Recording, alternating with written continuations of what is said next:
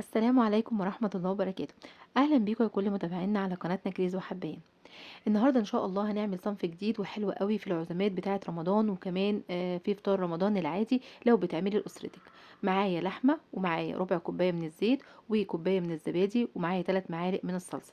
التوابل هيبقى معايا ملح وفلفل وكمون وبابريكا وبصل بودرة وكركم. أنا مستعملة هنا تقريبا معلقة صغيرة من كل التوابل دي، وده كمان بيتوقف على كمية اللحمة اللي حضرتك بتستعمليها أو بتعمليها. هحط بقى المكونات كلها على بعض. عاوزة اقول لك ان الوصفة دي حلوة قوي لو انت عندك هتعملي لحمة بدل ما تعمليها مسلوقة. هتعمليها بالطريقة دي ولادك هيحبوها جدا. ولو انت ولادك ما بيحبوش اللحمة المسلوقة وبيقولك بيتضايقوا منها او بيحسوا ان هي تقليدية، اعملي لهم الوصفة دي. هتغير معاهم تماما وهتخليهم يحبوا اللحمة بالطريقة دي وبالطعم ده.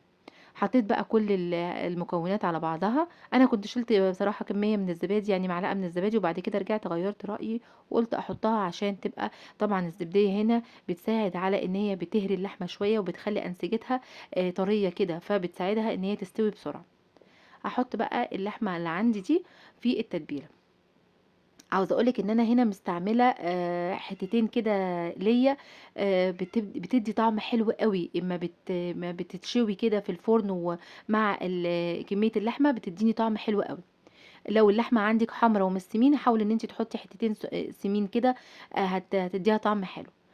انا المفروض هنا كنت غرستها قبل ما احطها في التتبيله، بس انا كنت نسيت، فما فيش اي مشكله. جبت السكينه وبدات اعمل فيها فتحات كده عشان طبعا التتبيله تدخل جواها كده وتبقى طعمها حلو قوي.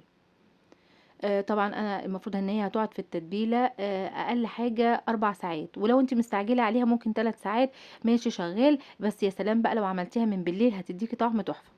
خلاص كنت طلعتها من التلاجة وبدأت بقى احط بقية المكونات عليها. هتشوفوا بقى معايا عيدان من القرفة وورق لورا، ولو عندك حبهان، بس انا ما كانش عندي بصراحة. وكمان حبة فصوص من الثوم، وشوية بصل كده، كام بصلايه 3 4 بصلات كده مقطعاهم. ومعايا بطاطس وجزر. كل ما هتحطي الخضار